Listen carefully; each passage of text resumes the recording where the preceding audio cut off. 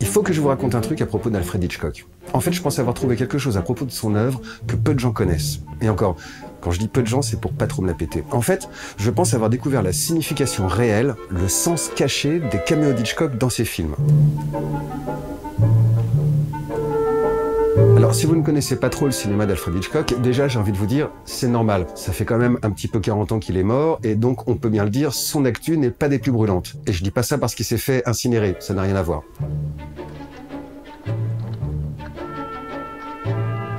Alors, tenez, à toutes fins utiles, je vais demander en régie qu'on vous affiche un petit mémo avec les 10 films les plus importants d'Hitchcock. Si la régie veut bien les afficher, merci.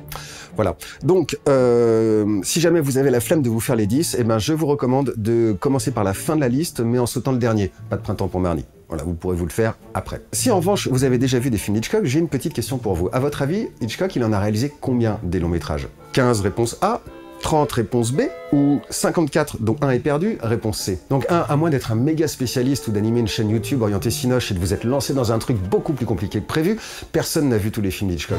Même un étudiant en cinéma n'a pas besoin d'avoir vu tous les films d'Hitchcock. Et même Hitchcock, de son propre aveu, ne se souvient pas de tous les films qu'il a fait. Bref, sachez qu'il n'y a nul besoin d'avoir vu les films d'Hitchcock pour suivre la petite enquête que je vous propose.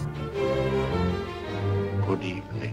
Un caméo, c'est la brève apparition de quelqu'un dans un film, le plus souvent non crédité au générique. C'est un petit clin d'œil ou un hommage furtif. Un caméo, c'est vraiment très court. En fait, c'est de la figuration, mais jouée par quelqu'un de spécial, que les fans ou les spectateurs avertis reconnaîtront. Les plus connus de la période récente sont sans doute les caméos de Stan Lee. Il apparaît tellement dans toutes les adaptations Marvel qu'à mon avis, il avait dû faire spécifier ses caméos par contrat.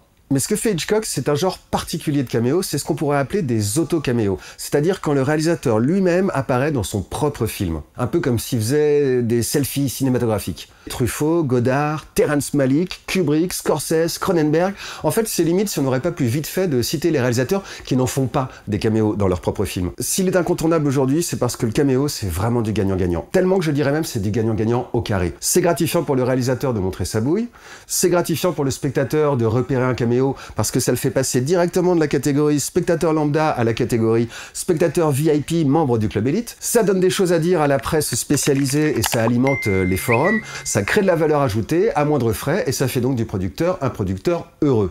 Et le premier à avoir tout compris au potentiel des caméos, le premier à avoir fait tout ça à la fois, montrer sa bouille, flatter spectateur, parler à la presse et forcer des producteurs ultra réticents à accepter ces caméos, le grand initiateur du caméo au cinéma, le pape incontesté de la discipline toutes époques confondues, c'est Alfred Hitchcock. Bonjour, je suis Alfred Hitchcock. Hitchcock s'est starifié tout seul quelque part, il s'est iconisé. En fait, c'est un peu le premier influenceur. Disons que c'est le Kim Kardashian des années 50-60, la sextape en moins. Enfin, à la place d'une sextape, il nous a laissé 53 films, donc de vous à moi, je crois pas qu'on est tellement perdu au change.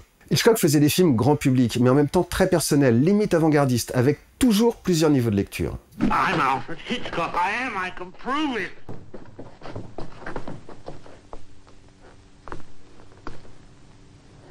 Pour donner une image un peu rétro, ce que j'appelle la dimension méta, c'est un peu le deuxième effet qui se coule d'une œuvre d'art. C'est quand on découvre que le film, par exemple, nous raconte quelque chose en parallèle de son histoire ou de son sujet principal. Disons que la dimension méta, c'est un peu comme l'effet vache qui rit, mais avec un message dedans, au lieu d'une petite tranche de plâtre frais. Et comme Hitchcock faisait des films à plusieurs niveaux de lecture, eh ben je suis parti du même principe pour ces caméos. Je me suis mis en quête de leur sens caché, de la signification qu'ils pouvaient avoir aux yeux d'Hitchcock et éventuellement à nos propres yeux.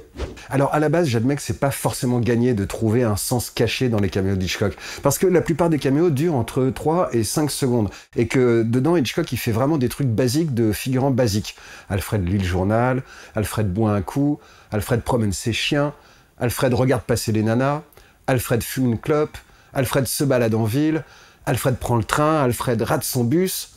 En plus, ce que fait Hitchcock dans ses caméos n'a en général rien à voir avec l'action ou le sujet du film. Il y a des exceptions, bien sûr, mais vous ne verrez pas, par exemple, Hitchcock monter un escalier dans Les 39 marches, ou poster une lettre dans Chantage, ou manger du poulet dans Les Oiseaux. Pour la presse ou les sites généralistes, c'est clair, les caméos d'Hitchcock sont juste des clins d'œil anecdotiques, un petit plaisir narcissique. Allez, au mieux, ce sont des easter eggs à destination du fandom, pardon pour cet anachronisme lexical teinté d'anglicisme. En revanche, pour les ouvrages spécialisés, commercialisés, plus universitaires. Alors là, les caméos ont effectivement un sens caché, mais caché à leur auteur lui-même. Ces ouvrages accordent aux caméos une signification psychanalytique, une sorte de sens malgré eux. Leurs motifs récurrents révéleraient inconsciemment les mécanismes psychiques d'un auteur obsessionnel et névrosé, tout ça, tout ça. Au fond, j'ai trouvé qu'une erreur fréquente était de se servir des caméos pour illustrer une théorie qu'on avait déjà au sujet d'Alfred Hitchcock. Une autre erreur, c'est de vouloir tous les embrasser d'un seul coup d'œil, de les regarder de trop loin, avec trop de recul, comme si un demi-siècle ne s'était pas passé entre le premier et le dernier des caméos d'Hitchcock.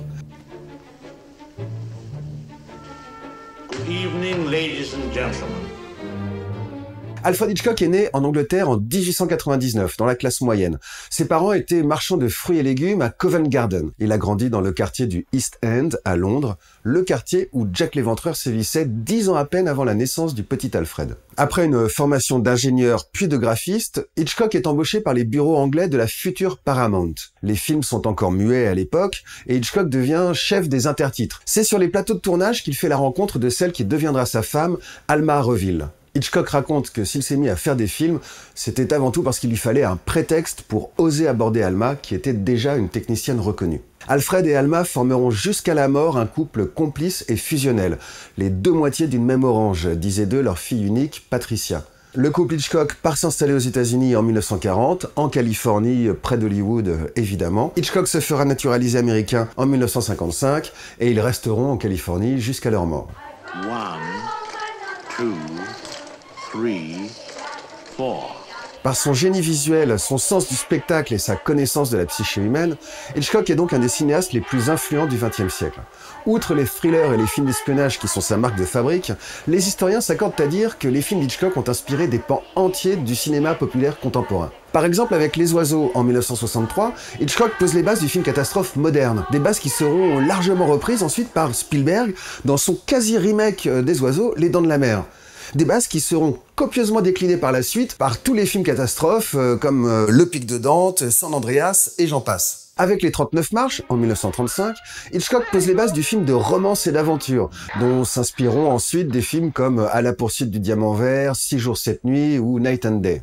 Hitchcock en profite pour mettre au point une célèbre astuce de scénario, le MacGuffin. Le MacGuffin, c'est le truc qui fait avancer le film, genre les plans d'une arme secrète ou une liste d'agents infiltrés. C'est le truc qui permet d'enchaîner morceaux de bravoure et scènes d'action, mais en fait c'est le truc dont tout le monde se fout et qu'on oublie sitôt le film terminé. Avec La mort aux trousses, 20 ans plus tard, Hitchcock assume jusqu'au bout le côté what the fuck du MacGuffin et définit au passage tous les codes du film d'action. La mort aux trousses, en fait, c'est un peu la matrice de tous les films genre James Bond ou Mission Impossible. Peu de temps après La mort aux trousses, Hitchcock réalise le premier slasher avec Psychose, qui contient en germe la série des Halloween, des Vendredi 13, des Scream, voire même de films comme Massacre à la tronçonneuse, puisque Massacre à la tronçonneuse s'inspire du même fait divers, du même serial killer que Hitchcock pour Psychose. La scène de la douche est sans doute une des scènes les plus connues de toute l'histoire du cinéma, parce qu'elle contient un des twists les plus dingues qu'un film ait jamais osé proposer à son public. Et même si certains s'en sont inspirés ou ont tenté d'égaler ce twist, comme ce cher Scorsese dans Les Infiltrés, ou les créateurs de la saison 1 de Game of Thrones, ou même William l'exorciste Friedkin dans Police fédérale Los Angeles, Hitchcock est et restera l'audacieux précurseur, le génial inventeur du twist le plus ultime qu'on puisse infliger à ses spectateurs. D'ailleurs, en parlant de twist, on dit qu'Hitchcock, avec son film Le Grand Alibi, a réalisé le premier film à twist final, avec 50 ans d'avance sur Usual Suspect, Sixième Sens ou la série des Sceaux. Saut 1, Saut 2, Saut 6, Saut 7. Hitchcock a fait du muet, du parlant, de la couleur et même des films en 3D, c'est-à-dire en relief, l'ancêtre de la 3D. Ce geek avant l'heure a régulièrement repoussé les limites techniques de son époque. Par exemple avec La Corde, le premier film réalisé en plan séquence et en temps réel, et qui aura lui aussi un demi-siècle d'avance sur les expérimentations de Mike Figgis avec Timecode ou d'Alexander Sokourov avec L'Archer russe. Deux autres films en plan séquence et en temps réel, mais en vidéo, pas en pellicule avec des caméras de la taille d'une vache. Hitchcock était tellement connecté à l'essence même du cinéma, il a tellement assimilé les ressorts émotionnels et psychiques du spectateur que c'était pas seulement un grand cinéaste, c'était également un communicant hors pair. Plus qu'une signature ou une image de marque, Hitchcock aura même été une sorte de franchise avant l'heure, puisque en plus de ses films à suspense, il a créé des séries télé à suspense, des magazines à suspense, des recueils de nouvelles à suspense, un parfum de glace à suspense, des comptines de Noël à suspense. Enfin bref, vous voyez le topo. Ce vaste plan de communication qui englobait toute sa personne et toute sa vie, Hitchcock l'aura donc initié avec ce petit cheval de Troie qu'il a insidieusement glissé dans l'inconscient collectif, ses caméos.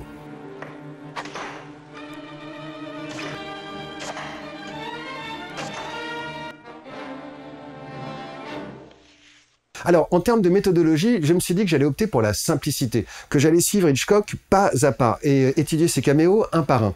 Donc, j'ai évidemment commencé par récupérer la liste des caméos d'Alfred Hitchcock. Et c'est là que mes problèmes ont commencé. Sur 53 films, le nombre exact de caméos d'Hitchcock est estimé à un bon paquet. En fait, personne ne sait exactement combien de caméos Hitchcock a fait. En fait, si, il y a plein de gens qui savent, mais personne n'est d'accord. C'est comme si sur Internet, il y avait une sorte de compète à qui trouvera le plus de caméos d'Hitchcock, ou à qui trouvera le Graal, le caméo inconnu, l'apparition d'Hitchcock que personne n'avait jamais repéré. L'estimation basse du nombre de caméos, c'est 36 dans 36 films, et l'estimation haute, c'est 54 dans 42 films. Donc, 1, le nombre exact devrait se situer quelque part dans cette fourchette, et 2, 54 dans 42 films, ça voudrait dire que Hitchcock est apparu plusieurs fois dans certains de ses films. Et alors là, je m'arrête tout de suite. Parce qu'en fait, ça, j'y crois pas. Pour des raisons esthétiques, déontologiques, pour ce que je suppose être la fonction des caméos d'Hitchcock dans ses films, je ne crois pas qu'Hitchcock ait jamais imaginé apparaître 2 fois dans un même film. Et si mon postulat est juste, alors ça veut dire qu'il y a quand même pas mal de caméos cités par ces listes qui seraient des faux. Et qu'il va falloir faire le tri. Et que ça va pas forcément être évident puisque personne n'est d'accord. Là, par exemple, est-ce que c'est Hitchcock ? Ou là, et là encore, ou bien ici. Donc en gros, c'est à une enquête de base que je vous convie. D'abord, on va établir le profil type, le portrait robot d'un caméo d'Hitchcock. Mécaniquement, ça va nous produire une liste de suspects. Et pour chaque suspect, on va examiner le mobile, c'est-à-dire le sens caché éventuel, le mode opératoire, c'est-à-dire la manière d'apparaître dans le film, pour déterminer s'il s'agit bien d'Hitchcock ou d'un vulgaire copycat. À la fin, on devrait obtenir la liste la plus fiable et la plus vérifiée de toutes les listes des caméos d'Hitchcock disponibles en ligne, la liste qui servira de référence aux générations et aux archéologues du futur, que je salue au passage. Bon, en attendant de révolutionner la recension des caméos hitchcockiens, je vous résume ma problématique. Ma question à la base, c'était quelle est la signification réelle, le sens caché des caméos d'Hitchcock ? Elle a amené une autre question, quel est le nombre exact des caméos d'Hitchcock ? Et en fait, pour y répondre, il y avait une troisième question, mais au fait, pourquoi Hitchcock s'est-il mis à apparaître dans ses films ? Comprendre ses motivations permettra de trouver le sens caché, qui permettra de faire le tri entre les vrais et les faux. Voilà. J'ai fait une belle boucle. Le résumé de ma problématique ressemble à un PowerPoint de présentation des valeurs de l'entreprise dans un séminaire d'intégration.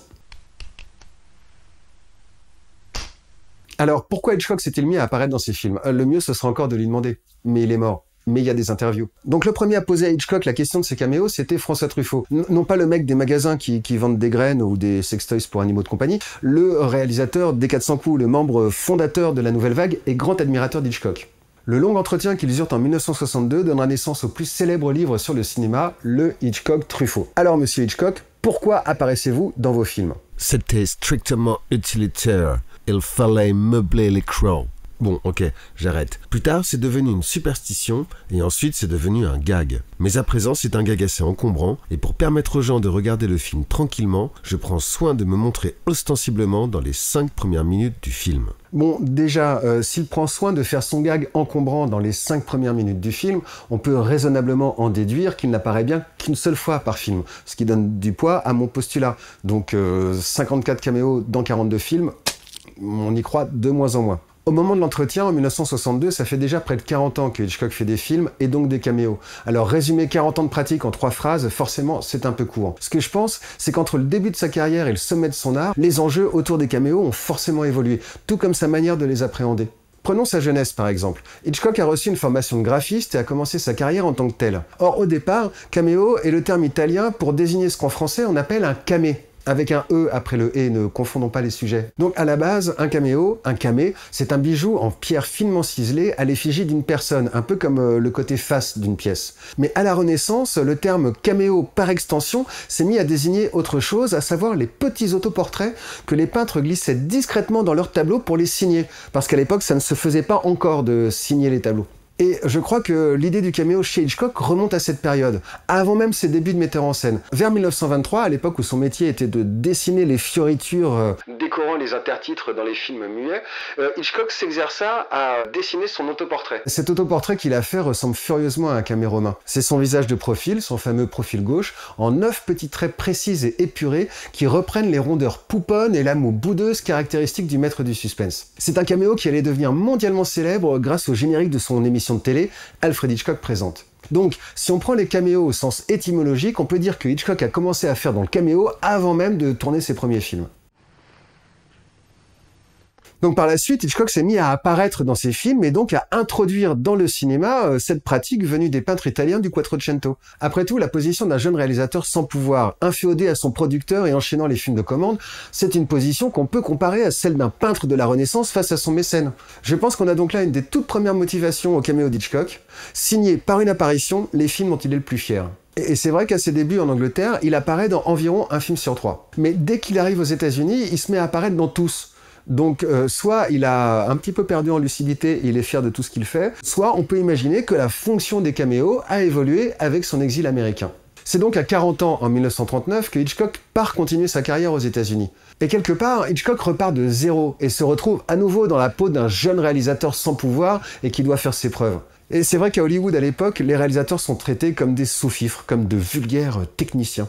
Certes, la révolte gronde, mais les producteurs tiennent bon, et le mérite du film continue de leur être attribué.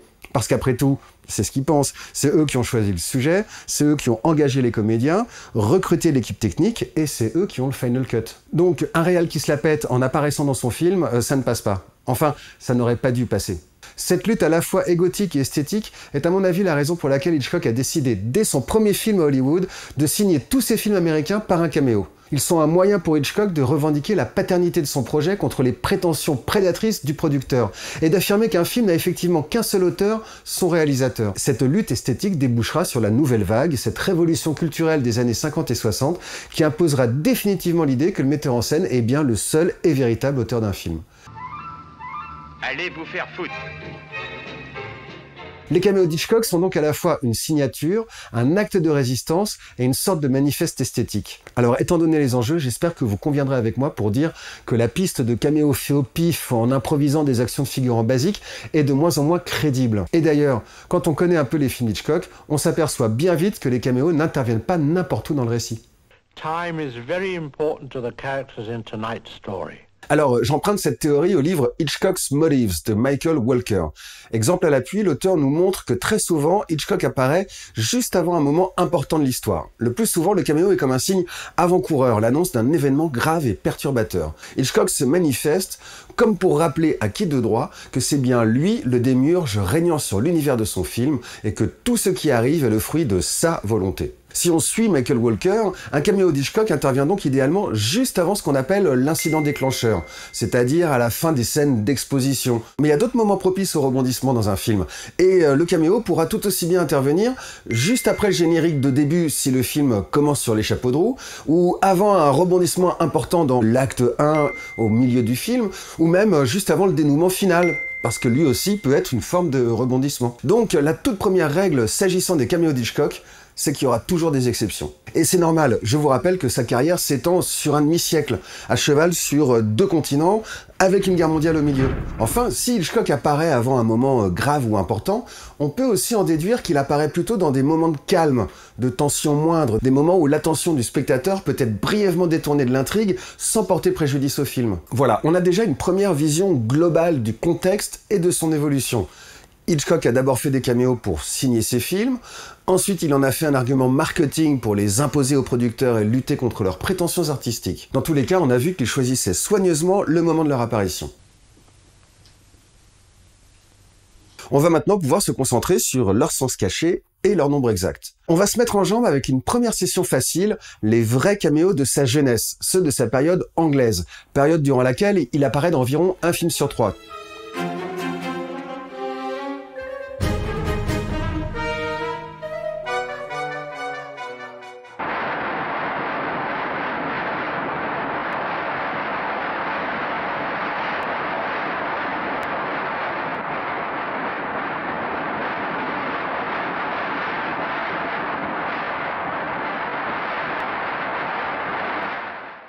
I'd go along to the police station to check the inspector.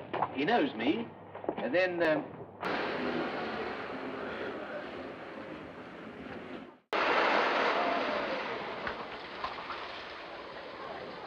Now then, you lot, run down to the spinney at once. 3 of us around it, the other one searches the spinning. Look for a murder and a spinning on me. Oh, afraid, are you? No, no, not a fool. Well, take 2 others with you. Here, you 2, and you with the spectacles. Go down to Bingley Lane, that'll take you to the high road. You better likely be making for that. 1 each side of the fence, and 1 up the road. Ah oui, je vous l'avais dit, c'est assez rapide. Là, en à peine plus d'1 minute, vous venez de voir 7 extraits de films étalés sur 13 années. Ce sont les 7 caméos de la période anglaise dont on soit certain. On va voir les autres après. Vous savez quoi? On va allumer notre compteur à caméos vérifiés. Vous savez quoi? On va allumer notre compteur à caméos vérifiés. Si les gars en régie veulent bien l'afficher. Voilà, merci. Et ce que je vous propose, en fait, c'est qu'on passe en revue, qu'on étudie minutieusement chaque caméo, et à chaque fois qu'on en validera un, eh ben, notre compteur augmentera d'1 unité. Et à la fin, eh ben, on aura le nombre exact, enfin normalement, de tous les vrais caméos d'Hitchcock. Alors, avant de les étudier un par un, je pense qu'il est opportun de faire déjà quelques remarques générales qui vont nous permettre de dresser le portrait robot d'un caméo d'Hitchcock type. Déjà, Hitchcock pourrait choisir d'apparaître dans n'importe quel plan de son film, dans n'importe quel décor, pourvu qu'il y ait un peu de figuration. Il pourrait apparaître dans un magasin, un théâtre, un cinéma. Mais là, comme vous l'aurez remarqué, il choisit le plus souvent d'apparaître dans un décor de rue, ce qui donne une tonalité très urbaine à ses caméos. En fait, Hitchcock était très attaché à ses origines sociales. Il s'est toujours considéré comme un homme de la rue, un monsieur tout le monde qui avait réussi. Il était également très attaché à sa ville natale, la ville de Londres. Et même si tous ses films ne se passent pas forcément intégralement à Londres, c'est quand même le plus souvent dans une rue londonienne, enfin dans un décor de rue londonienne, que Hitchcock prend plaisir à se montrer comme simple badaud. Dans la continuité de cette thématique urbaine, vous aurez peut-être remarqué une autre récurrence. Un métro, 2 bus, un quai de gare. Effectivement, dans 4 caméos sur 7 revient le thème des transports en commun. De par ses études et son goût personnel, Hitchcock était absolument passionné par les trains, les bus et autres tramways. Mais on y reviendra plus tard. Une autre remarque formelle, en général, Hitchcock dans ses caméos, on le voit plutôt bien. Qu'il se fasse remarquer comme avec l'enfant ou le petit appareil photo, ou qu'il soit un passant plus anonyme et plus furtif, il n'empêche, Hitchcock est toujours au premier plan. On voit sa silhouette en pied, il est bien éclairé, il est jamais en petit dans un coin. C'est un figurant qui a quand même droit à un certain régime de faveur, si j'ose dire. En tant que jeune réalisateur, Hitchcock n'est pas encore en mesure de choisir ses sujets. Il fait donc beaucoup de films de commande, des opérettes, des triangles amoureux, des mélodrames, des comédies matrimoniales. Et le moins qu'on puisse dire, c'est qu'il est vraiment pas tendre avec ses films lorsqu'il en parle avec François Truffaut. C'est avec le thriller ou le polar que Hitchcock va se faire un nom, mais il n'a pas trouvé sa voie tout de suite. Dans les 8 premières années de sa vie, entre 1925 et 1933, il réalisera 16 films, dont 4 seulement sont des polars. Mais ça lui suffira pour comprendre que c'est ça qu'il aime faire et que c'est là qu'il est le meilleur. En 1934, Hitchcock va faire un gros carton avec son 5e polar, L'homme qui en savait trop. Ce film attire enfin l'attention d'Hollywood et donne plus de liberté à Hitchcock. Et d'ailleurs, à partir de 1934, Hitchcock ne réalisera plus que des polars et des thrillers. Ok, je résume. En Angleterre, Hitchcock a fait 23 films, dont 10 sont des polars et 7 qui contiennent des caméos avérés. Et à votre avis, sur ces 7 caméos, combien interviennent dans un polar, dans un thriller ? Et oui, bien vu, la totalité. Dans sa période anglaise, Hitchcock n'apparaît de manière certaine et avérée que dans les polars qu'il a réalisés. Donc on a déjà 3 ou 4 mobiles possibles pour justifier un caméo d'Hitchcock. Londres, sa ville natale, ses origines sociales d'homme de la rue, sa passion des transports en commun, et enfin, le plus récurrent d'entre tous, le genre du film, polar ou thriller. Alors, ça fait déjà des critères intéressants, d'accord, mais c'est pas encore suffisant, car il y a un truc que ces critères n'expliquent pas. Pourquoi, dans chaque film, Hitchcock choisit d'apparaître dans tel plan plutôt que tel autre? Et oui, des plans de rue londonienne recréés en studio, il y en a des tas d'autres dans ces films, y compris dans ceux où il apparaît. Alors, pourquoi ce plan-là et pas un autre? Il se trouve que grâce aux judicieuses informations glanées par nos équipes aux 4 coins du globe, j'ai découvert quelque chose à propos des plans dans lesquels apparaît Hitchcock. C'est que dans chaque plan, ou presque, sa présence physique n'est pas le seul élément qui renvoie à sa personne et à sa vie. Vous allez voir qu'un Hitchcock qui se montre, c'est aussi et surtout un Hitchcock qui se raconte. Alors ça, c'est son tout premier caméo, dans son tout premier thriller, The Lodger. C'est son 3e long métrage, mais le premier film dont il soit vraiment fier. Pour cette scène, Hitchcock raconte qu'il a remplacé au pied levé l'acteur qui ne s'est jamais pointé. Donc le plan à la base n'a pas été pensé pour souligner la présence du cinéaste, mais maintenant qu'on sait qu'il y est, on ne peut pas s'empêcher de lui trouver une dimension à la fois inaugurale et symbolique. Inaugurale parce que c'est le premier caméo d'une longue lignée, symbolique car on peut voir ce plan comme la métaphore d'un plateau de tournage, avec Hitchcock assis à la place du réalisateur, tournant le dos au public et dirigeant ses comédiens. Ok, maintenant Pierre, dehors. Continue à tourner. Maintenant tu l'aperçois, Pierre. C'est ça, maintenant Albert. C'est la scène où tu reçois un coche au menton. Coupé. Ah non, non, ce n'est pas ça, Albert. Alors, ok, tout le monde sait que ce premier caméo n'était pas intentionnel, que Hitchcock a remplacé l'acteur au dernier moment. Mais si on y réfléchit un instant, est-on bien sûr que ce jour-là, sur le plateau, il n'y avait vraiment personne d'autre que le réalisateur pour remplacer l'acteur au pied levé? Est-ce qu'on ne pourrait pas imaginer que Hitchcock ait vu quelque chose dans ce plan qu'il aurait décidé à y apparaître lui? Allez, on a étudié et validé ce premier caméo, on peut enclencher notre compteur à caméo vérifié. 2 ans et 5 films plus tard, oui, ça dépotait à l'époque, après avoir fait des mélos et des triangles amoureux, Hitchcock réapparaît dans son 7e film, son 8e si on compte celui qui est perdu, The Mountain Eagle. Chantage est donc le 2e thriller de la carrière d'Hitchcock, dans lequel il fait son 2e caméo. Alors d'abord, il y a le métro. Et comme on l'a vu, les transports en commun jouent un rôle important dans la filmographie et dans les caméos d'Hitchcock. Ensuite, on le voit se faire embêter par un enfant. Or, d'après les infos judicieusement glanées par les mêmes équipes que tout à l'heure, Hitchcock a commencé le tournage de ce film peu de temps après la naissance de la fille unique du couple Hitchcock, Patricia. Ce caméo pourrait donc être un clin d'œil à la passion d'Hitchcock pour les transports en commun, un hommage à sa fille qui vient de naître, voire une allusion aux difficultés à concilier vie de famille et vie professionnelle. Et pourquoi pas les 3 à la fois. En tout cas, ça nous fait un caméo vérifié supplémentaire, on enclenche le compteur.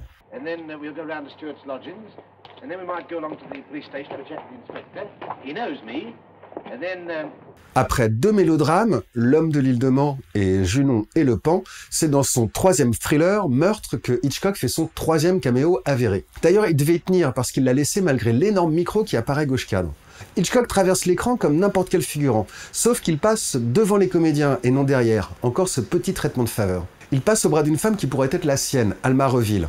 La corpulence et la petite taille pourraient correspondre, mais j'ai rien trouvé qui l'affirme. Plus tard, Hitchcock fera jouer sa fille, il fera faire un caméo à ses chiens, à son compositeur fétiche Bernard Herrmann, et même à sa secrétaire, alors pourquoi pas au moins un caméo avec sa femme. Il aimait la charrier et l'appelait ma petite, non seulement à cause de sa taille, mais parce qu'elle était née juste un jour après lui, elle le 14 et lui le 13 août 1899. Ah tiens, c'est marrant ce chiffre 13. Vous vous souvenez de ce que Hitchcock a dit à Truffaut, qui pouvait faire des caméos par superstition? Or là, justement, Hitchcock, dans ce caméo, passe devant une porte numérotée 13.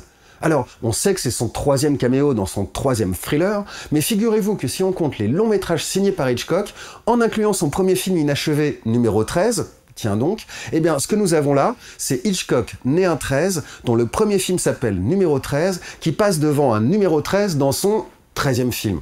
Ça commence à faire beaucoup pour une coïncidence, vous ne croyez pas? Donc ici, Hitchcock ne fait pas que passer au bras d'une femme dont j'aime à penser qu'elle pourrait être la sienne, je crois qu'il est également en train de conjurer le mauvais sort. Donc voilà notre 3e caméo vérifié. Après une comédie romantique et un autre mélodrame, Hitchcock réalise son 4e polar, en l'occurrence une comédie policière numéro 17. Je vous ai pas encore montré le caméo car il est discuté, et je vais y revenir. Sachez néanmoins que ce caméo supposé implique un bus, comme les 2 caméos suivants. Après une opérette médiocre en Allemagne intitulée Le Chant du Danube, Hitchcock tourne L'homme qui en savait trop, son 5e polar, ici un film d'espionnage dans lequel il fait son 4e caméo avéré, si on compte pas celui de numéro 17. Oui, c'est lui là, cette silhouette incongrue, brillante et rondouillarde qui traverse l'écran de droite à gauche, c'est sa physionomie. Et tiens, ce passionné des transports londoniens passe devant un bus.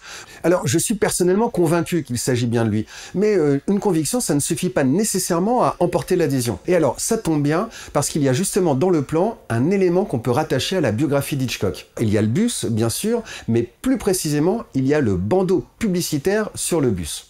Ce bandeau, c'est une pub touristique pour l'île de Man. Or, il y a un lien entre Hitchcock et l'île de Man, je l'ai mentionné tout à l'heure. C'est le titre et le lieu où se déroule l'action de l'un de ses films précédents, L'homme de l'île de Man. Donc, de tous les plans à caméo possibles dans son film, Hitchcock apparaît dans une rue de Londres, près d'un bus, un bus qui arbore une possible référence à l'une de ses œuvres. Et pas n'importe laquelle, puisque L'Homme de l'île de Man est le dernier film muet d'Hitchcock. Si je pousse un peu l'interprétation, je me dis qu'on pourrait voir là un adieu d'Hitchcock au cinéma muet qu'il aimait tant.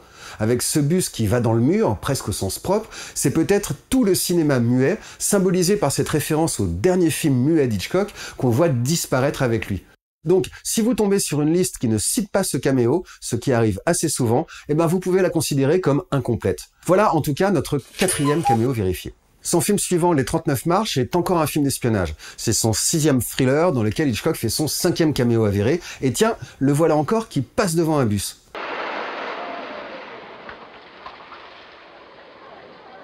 Il jette ce qui semble être un paquet de cigarettes vide, tandis que le héros monte dans le bus pour ramener chez lui la fille qu'il vient de rencontrer. Cette fois, on est plus près du bus. On voit pas bien le bandeau publicitaire, mais on voit bien le numéro de la ligne, le numéro 25A. Or, grâce à mes équipes d'explorateurs virtuels restant sur place, j'ai appris que la ligne 25 est celle qui desservait et qui dessert toujours le quartier de l'East End à Londres, le quartier où Hitchcock a passé son enfance, le quartier où se déroule le final de son film précédent, L'homme qui en savait trop.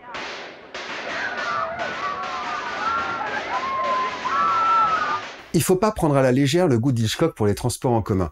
Il connaissait par cœur tous les arrêts de l'Orient Express, tous les terminus de toutes les lignes de bus et de tramway de Londres. Hitchcock était ferrovipate tout autant que bussophile, si vous me pardonnez ce néologisme. C'est-à-dire qu'il met une scène de train ou de bus dans ses films à chaque fois qu'il en a l'occasion. On raconte cette anecdote, que lorsqu'avant la prise, on annonçait au clap le numéro de la scène et celui du plan. Plan 3, prise 25. Bon, aujourd'hui, on dirait un petit peu différemment. Hitchcock chuchotait Hampstead, Ilford, Broadway, car c'était les terminus des lignes 3 et 25. Quand on a en tête l'anecdote sur les claps et les numéros de bus, ou le coup du 13 dans le 13e film, la conclusion qui s'impose, à mon avis, est qu'Hitchcock savait pertinemment que cette ligne 25 desservait le quartier de son enfance. Je pense que c'est ce rappel biographique qui a incité Hitchcock à faire son 5e caméo vérifié dans ce plan-là. Après Les 39 marches, Hitchcock réalise ensuite 2 autres thrillers dans lesquels il n'apparaît a priori pas. On va en reparler tout à l'heure en abordant les faux caméos. Ensuite, c'est Jeune et innocent, son 9e thriller. Le film contient un célèbre plan à la grue dans une salle de spectacle qui révèle au spectateur l'endroit où se cache le meurtrier. L'intrigue ne se passe pas du tout à Londres, mais Hitchcock a choisi d'y apparaître quand même. C'est le seul caméo de la période anglaise qui est un rapport direct avec l'intrigue du film, en tout cas à mon sens. Hitchcock est ici devant un tribunal au moment où l'innocent accusé à tort est sur le point de s'échapper. L'agent de police réquisitionne des gens dans la foule pour fouiller le quartier, dont le fugitif qu'elle recherche. Le type à côté d'Hitchcock refuse car il veut pas tomber nez à nez avec un assassin, et Hitchcock lui-même semble se défiler, prétextant visiblement qu'il est bien trop occupé à prendre des photos.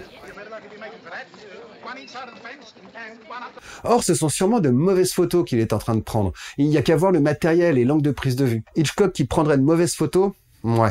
À mon avis, Hitchcock n'est pas là pour prendre des photos, mais pour se repaître de la double humiliation que son scénario inflige aux forces de l'ordre. Le plan s'arrête d'ailleurs sur un regard presque moqueur de Hitchcock vers le policier. Alors quand on connaît l'anecdote de la punition qu'a infligée le père d'Hitchcock à son fils âgé de 5 ans, l'envoyant se faire mettre 5 minutes en prison au commissariat voisin pour lui donner une bonne leçon bien traumatisante, quand on connaît cette anecdote et donc la peur viscérale d'Hitchcock envers la police, alors on peut prêter à ce caméo un côté presque vengeur. Au moment du double fiasco de la police, quand lui échappe l'innocent qu'elle a accusé à tort, bah hop, Hitchcock s'invite à l'image pour se faire le témoin et l'enfonceur de clous de l'incompétence policière. En fait, Hitchcock n'est pas là que pour signer son film. Dans ce 6e caméo vérifié, il signe aussi son forfait. Retour à Londres pour le dernier caméo de la période anglaise dans Une femme disparaît, un film qui se déroule essentiellement à bord d'un des joujoux préférés d'Hitchcock, un train. Son caméo se passe sur un décor de quai de la gare Victoria à Londres, et c'est le premier des 4 caméos que fera Hitchcock autour de cette thématique ferroviaire. Pourquoi fait-il ce geste étrange de la tête? Est-ce qu'il vient de recevoir une goutte froide dans le cou? Est-ce qu'il réagit aux propos de l'homme au chapeau sur sa gauche? Difficile à dire. Alors je me dis que c'est peut-être juste un caméo un peu potache, comme il en fera à quelques autres par la suite. Hitchcock a raconté que ces caméos étaient l'occasion pour son équipe de le chambrer. Et je pense qu'en fait, c'est à ça qu'on assiste dans ce caméo. Je pense que Hitchcock est en train de se faire engueuler, comme on engueulerait un figurant qui vient de faire une connerie, comme genre un regard caméra. Regardez la femme élégante au chapeau qui est gauche cadre, ou la petite fille et sa maman qui sont derrière Hitchcock. Elles réagissent en même temps qu'Hitchcock, comme si quelqu'un venait de crier quelque chose. Pas de regard caméra, les figurants! Aussitôt, Hitchcock rentre la tête dans les épaules en mode « Mais enfin, j'ai rien fait, moi !» et il devient un encore plus mauvais figurant. Donc, Hitchcock se fait sermonner pour de faux, ce qui fait réagir les autres figurants. La femme élégante, qui n'en revenait pas de voir Hitchcock faire de la figure, détourne la tête pour ne pas rire. La maman regarde de l'autre côté comme pour masquer un sourire. Et la petite fille prend la directive pour elle-même, arrête de regarder vers la caméra et se met à regarder sagement droit devant elle.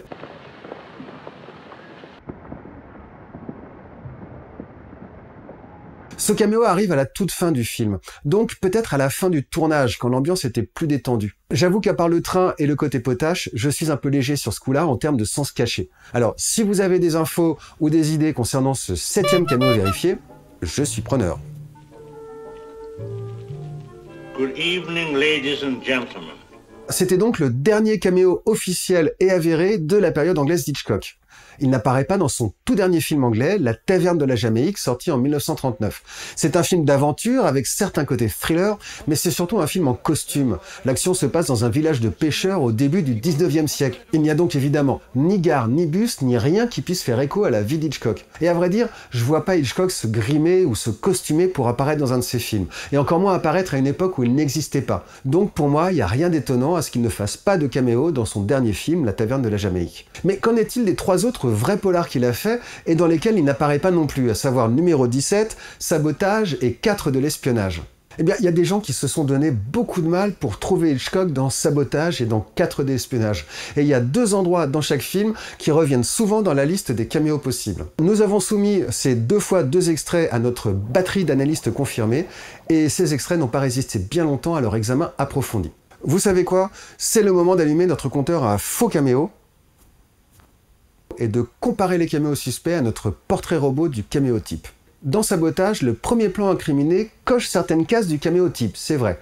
Le figurant passe au premier plan, comme le ferait Hitchcock, et il passe devant un cinéma qui se rallume, ce qui aurait pu être une chouette symbolique. Mais le figurant est juste trop vieux pour être Hitchcock à 37 ans, et puis il se déplace pas pareil. Et enfin, je ne vois pas Hitchcock se déguiser en vieil homme pour faire un caméo. Donc hop, voilà notre premier faux caméo rapidement débunké. Dans le second extrait, je vais être encore plus radical. La pipe, la casquette, l'allure, la physionomie et l'âge ne correspondent pas à Hitchcock. Non plus que la manière d'apparaître, non plus que le moment où il apparaît, dans un plan où les personnages s'apprêtent à avoir un dialogue important. Cette apparition ne raconte rien, elle ne tombe pas bien, les policiers ne sont pas ridiculisés, le type fume une pipe et n'est pas assez large, enfin bref, ce n'est pas Hitchcock. Voilà pour notre deuxième faux caméo. Dans le premier extrait du film suivant, 4 de l'espionnage, il y a des gens qui pensent que Hitchcock est cette personne qui descend du bateau juste devant le héros. Mais pour moi, ce figurant, il est juste trop âgé et sa ressemblance est franchement trop vague pour qu'il soit Hitchcock. Et puis, il n'y a rien dans le plan ou son contexte qui ressemble à un caméo d'Hitchcock. En plus, regardez, on revoit le figurant dans le plan large qui continue la scène. Donc c'est pas lui, c'est pas Hitchcock. Alors, je sais pas, les mecs ont dû établir leur liste à partir de vieilles copies VHS, parce que, pour moi, là, c'est juste notre 3e faux caméo. Dans le second passage, la ressemblance physique pourrait cette fois être assez frappante, en tout cas de dos. Mais ça ressemble pas non plus à un caméo d'Hitchcock. Là, c'est un vrai figurant qui revient sur tous les plans qui sont tournés dans le même axe, et surtout, si on continue un peu la scène, on arrive à apercevoir le figurant de profil. Et là, c'est flagrant, ce n'est juste pas Hitchcock. Hop, 4e faux caméo. On en vient maintenant au caméo le plus discuté, celui dont je vous parlais tout à l'heure, celui de son 4e polar, numéro 17. Certaines listes plutôt sérieuses pensent que c'en est un, en précisant toutefois qu'il n'est pas confirmé. Eh ben, je pense la même chose.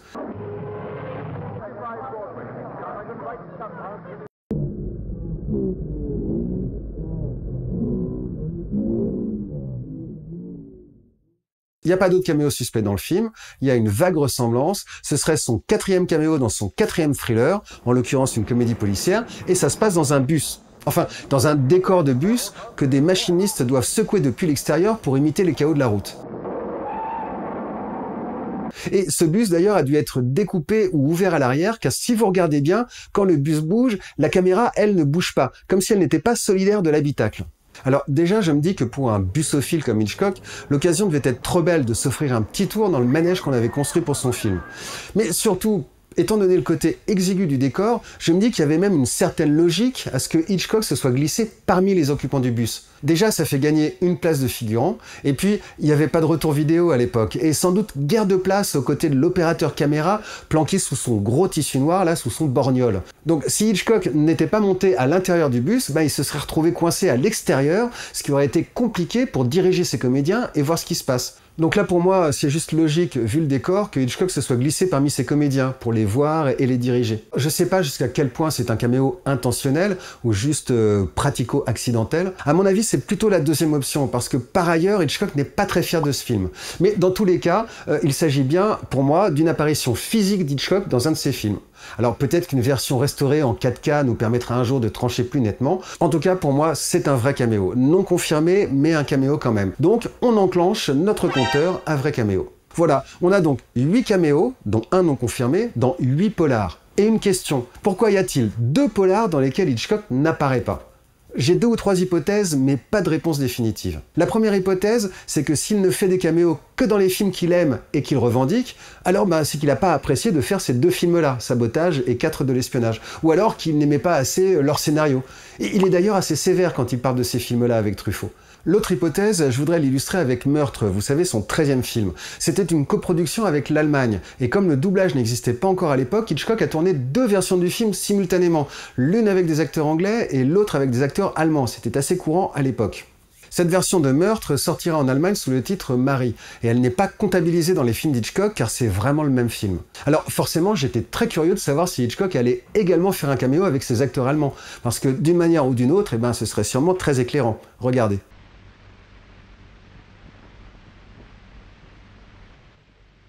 Et oui, ils ont raccourci la scène au montage. Marie est le même film que Meurtre, mais amputé de plus de 20 minutes. Donc voilà, ma deuxième hypothèse pour expliquer l'absence de caméo dans ces 2 thrillers, elle est toute bête. C'est qu'ils aient pu être coupés au montage. Soit par Hitchcock qui n'aimait finalement pas le film, soit par le producteur pour telle ou telle raison. Bon, si je devais parier, je dirais qu'Hitchcock avait choisi de ne pas apparaître dans cette espèce d'ersatz de son film original. Oh. Examinons maintenant le reste des faux caméos les plus fréquemment cités pour cette période, et vérifions si un dernier vrai caméo ne se serait pas glissé parmi eux. Revenons au premier film qu'il revendique, The Lodger. Hitchcock est censé se trouver ici.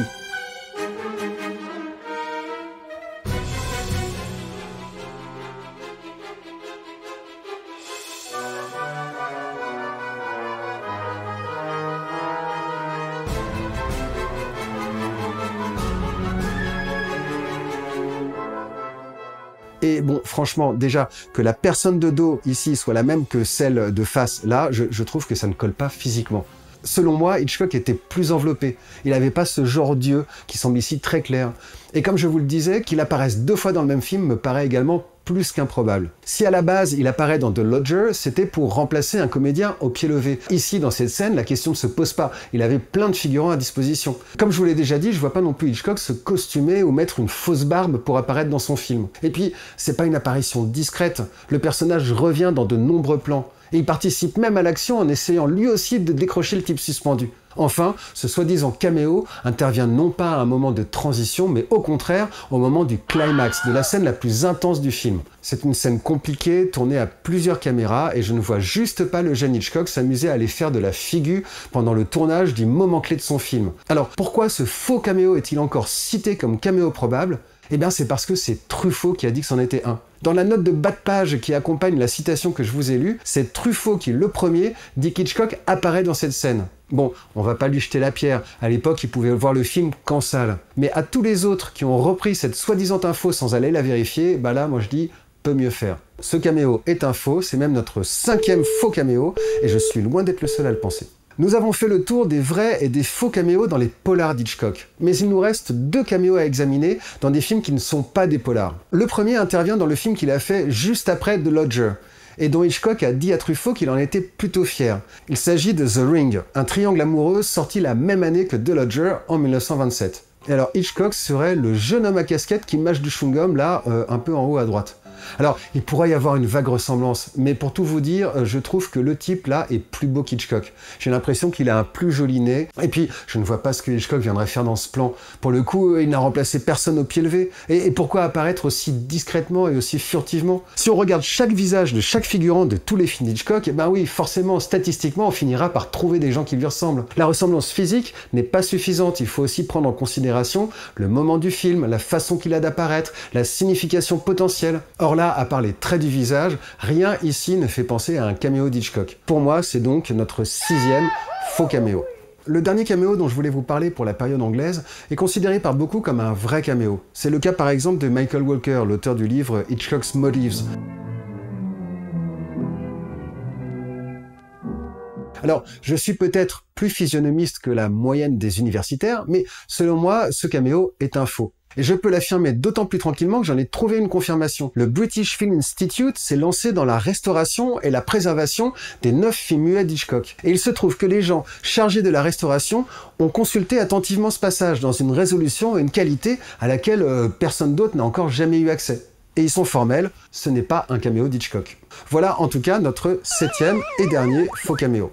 Ainsi s'achève notre passage en revue des vrais caméos et des faux caméos les plus souvent cités de la période anglaise de la carrière d'Hitchcock. On a 8 caméos vérifiés et 7 faux caméos débunkés.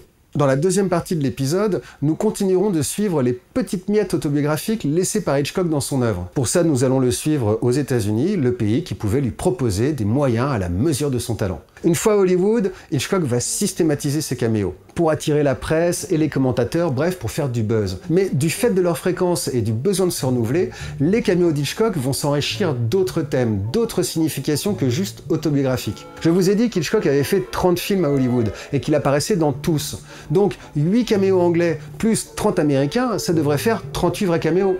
Mais vous allez voir que les choses, encore une fois, sont loin d'être aussi simples.